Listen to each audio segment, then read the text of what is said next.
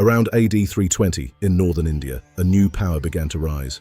It did not become famous only because of its armies. It did not shape history only because of conquest. It became remembered because, for a time, India became one of the great centers of knowledge, beauty, religion, mathematics, astronomy, literature, and art.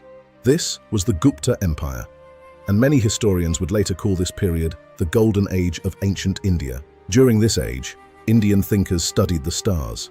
Mathematicians developed ideas that would later travel across the world. Poets wrote works that became classics of Sanskrit literature. Artists created images of gods, Buddhas, and sacred stories with a grace that shaped Asian art for centuries. This was not just a powerful kingdom, it was a civilization at one of its highest moments. But the story of the Gupta Empire is not only a story of beauty and learning. It is also the story of how power creates peace, how peace creates wealth, how wealth creates learning, and how learning can outlive armies, kings, and empires. Because long after the Gupta kings disappeared, the ideas of this age continued to move through history, into mathematics, into astronomy, into religion, into art, and eventually into the modern world. To understand the Gupta Golden Age, we have to begin with a question. How does a civilization become great? Is it by winning wars, building cities, collecting wealth, creating art, discovering knowledge? The Gupta Empire did many of these things, but its greatness came from something deeper. It created an environment where culture could flourish. And one of the most famous rulers of this age was Chandragupta II. Chandragupta II ruled around AD 375 to AD 415. He is often remembered as one of the greatest Gupta emperors. Under his rule, the empire expanded. Trade grew, cities prospered, art and literature flourished, and India became one of the most brilliant centers of civilization in the ancient world. Some traditions connect his reign with the legendary title Vikramaditya, a name that came to symbolize wisdom, courage, and royal greatness. But before Chandragupta II could become a symbol of India's golden age, the Gupta Empire first had to rise. The story begins with smaller kings in northern India. The early Guptas were not immediately rulers of a vast empire.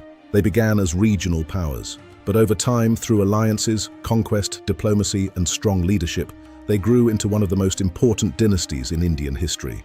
The first major Gupta ruler was Chandragupta I. He ruled around AD 320 to AD 335. His marriage alliance with a powerful family helped raise the status of the Gupta house. This was important because ancient empires were not built by armies alone. They were built through marriage, diplomacy, wealth, religion, and reputation. Then came Samudragupta. Samudragupta ruled around AD 335 to AD 375. He was one of the great conquerors of ancient India. Some historians have called him the Napoleon of India because of his military campaigns. But that comparison only tells part of the story. Samudragupta was not just a warrior. He was also a ruler who understood power. He conquered some kingdoms directly. He allowed others to remain as tributary states. He received submission from distant rulers. This gave the Gupta Empire influence over a wide region without needing to govern every place in the same way. This was one reason the Gupta Empire could become so strong. It was not simply a machine of conquest. It was a flexible system of power. Some regions were controlled directly. Some were allied. Some paid tribute. Some recognized Gupta authority while keeping local rulers. This allowed the empire to become powerful without being stretched too thin. Then, after Samudragupta, came Chandragupta II. Chandragupta II inherited a strong empire, but he did something more. He helped turn Gupta power into Gupta glory. Under his rule, the empire expanded westward. This gave the Guptas access to important trade routes. Western India connected the empire to commerce across the Arabian Sea. Trade brought wealth. Wealth supported cities. Cities supported scholars, artists, poets, priests, and craftsmen. And slowly, the Gupta world became not only powerful, but refined.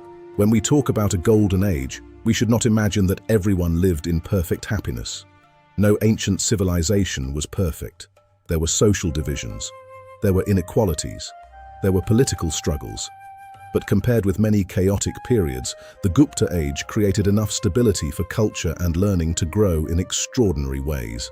And that is why this period became famous. One of the great cities connected to this civilization was Pataliputra. Today, it is associated with the area of modern Patna. But in ancient India, Pataliputra was one of the most important urban centers of the subcontinent. It had already been famous long before the Guptas. During the Maurya Empire centuries earlier, it had been one of the great capitals of the ancient world. Under the Guptas, the region around the Ganges remained a heartland of political and cultural power. Imagine walking through a Gupta city. You might hear Sanskrit recited in a royal court. You might see merchants selling cloth, metalwork, spices, and precious stones. You might pass monks, priests, students, craftsmen, and travelers. You might see temples and monasteries. You might hear stories from the Mahabharata and the Ramayana. You might see artists carving stone figures with calm faces and graceful bodies. This was a world where religion, learning, trade, and royal power were deeply connected. At the center of Gupta culture was Sanskrit. Sanskrit was not just a language. It was a language of learning, religion, poetry, drama, philosophy, and royal power. During the Gupta age, Sanskrit literature reached one of its great classical moments, and the most famous literary figure associated with this period is Kalidasa. Kalidasa is often considered one of the greatest poets and dramatists in Indian history. His works are admired for their beauty, emotion, nature imagery, and elegance. One of his most famous plays is Shakuntala. It tells a story of love, separation, memory, and reunion. This was not just entertainment, it was high art. It showed the sophistication of Gupta court culture. In Kalidasa's world, nature is alive with meaning. A cloud can carry longing, a forest can become a place of destiny, love can become poetry. This is one reason the Gupta age matters. Powerful civilizations do not only leave behind weapons and walls, they leave behind stories, they leave behind language, they leave behind ways of seeing the world, and Gupta India left behind a classical style that influenced Indian culture for centuries. Religion also flourished during this period. Hindu traditions developed richly. Vishnu, Shiva, Devi, and other deities were worshipped in increasingly elaborate forms. Stories from the great epics and Puranic traditions became central to religious life. At the same time, Buddhism and Jainism also continued to exist and influence society.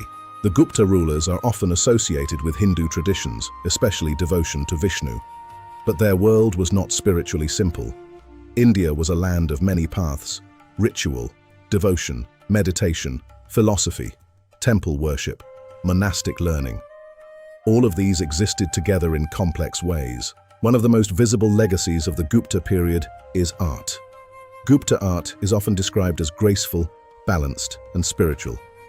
Buddha images from this period became especially influential.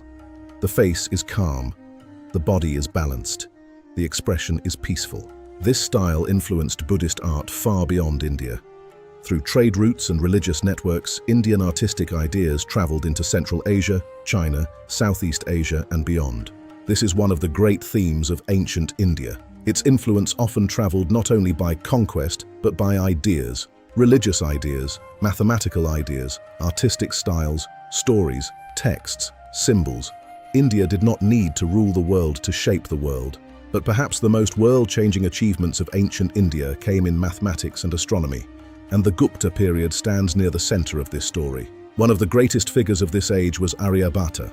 He was born in AD 476, near the later part of the Gupta period.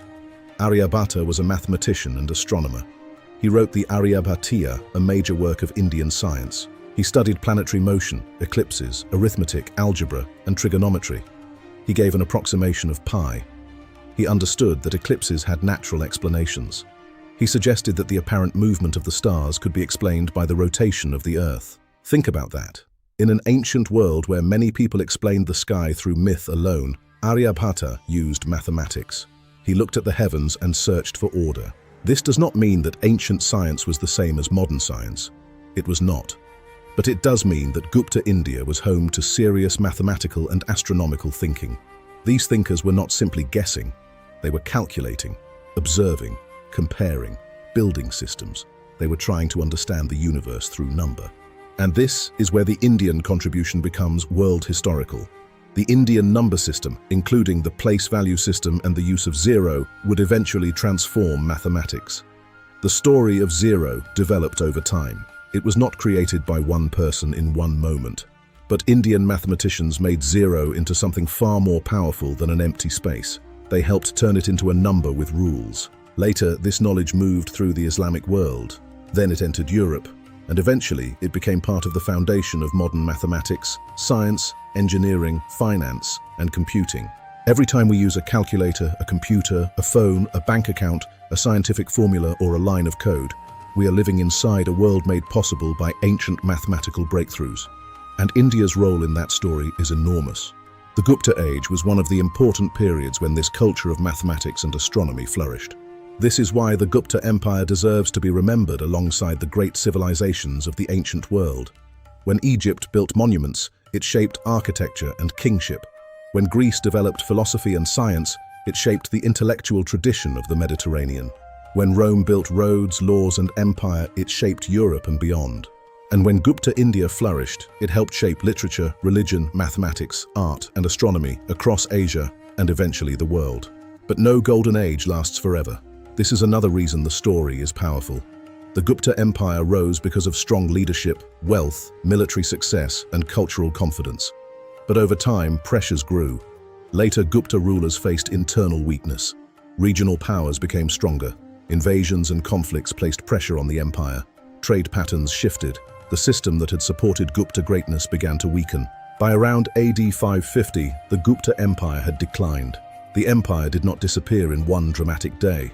There was no single moment when the Golden Age suddenly ended.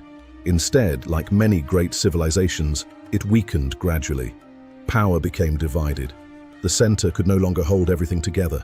The golden light faded, but the legacy remained. That is the real power of the Gupta Golden Age. Its armies did not conquer the whole world. Its kings are not as famous globally as Caesar or Alexander. Its cities are not as widely known as Rome or Athens, but its ideas traveled farther than many armies. Its numbers entered world civilization. Its art shaped sacred images. Its literature became part of India's classical heritage.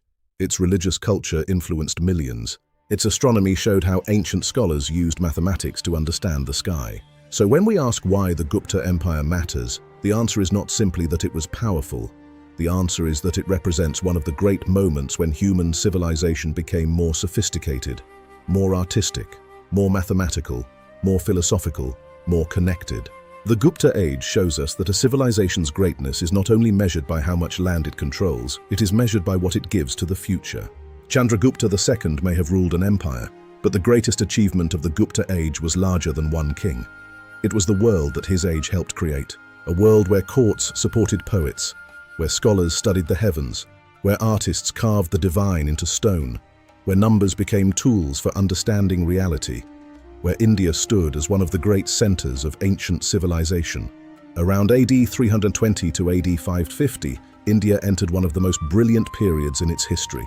The Gupta Empire became a symbol of cultural greatness, not because it ruled the entire world, but because the knowledge, art, and imagination of its age reached far beyond its borders. And that is why the Gupta Golden Age still matters. Because empires fall, palaces disappear, kings are forgotten, but ideas can survive for thousands of years. The Gupta Empire gave the world more than power. It gave the world beauty. It gave the world knowledge. It gave the world a golden memory of what ancient India could become. This was the Gupta Empire, one of the most powerful and brilliant civilizations of its time, and one of the great golden ages in world history.